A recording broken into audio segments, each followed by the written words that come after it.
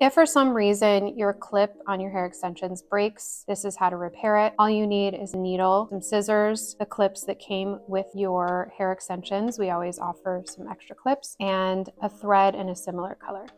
The first step is to remove the broken clip. Start by cutting the center thread that attaches the clip to the hair extensions. And there's 2 stitches here, so you want to stick your scissors in, cut those threads, but don't cut the actual extensions, and then remove the other side. Once you've removed the broken clip, you also want to remove any remaining thread that attached the clip to the weft. Then you want to take your clips and you want to get a pretty good amount of thread, and I'm going to double that thread over and make it stronger. You want to place the clip onto the weft exactly where you want to start sewing it at. I always start on the inside, and on the first stitch we're going to stitch under and try to get it through that middle hole. Pull the string taut because you want to try to keep the hair away from the thread as much as possible so you're not getting pieces of hair stuck in there. And I'm just going to loop the needle through the thread at the end to secure it, and then tie a knot to secure that clip on there. Then I'm going to push it up through the top hole.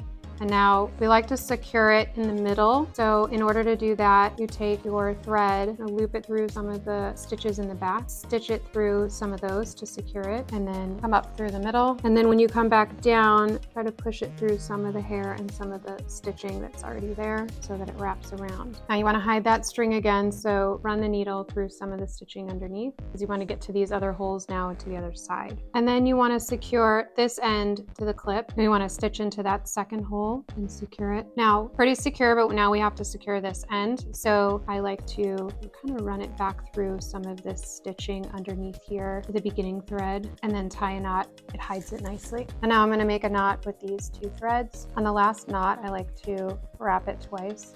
So you do a regular knot and then you loop it in through one more time. This really secures that knot. And then take your scissors and cut the remaining string. And there you have your fixed clip.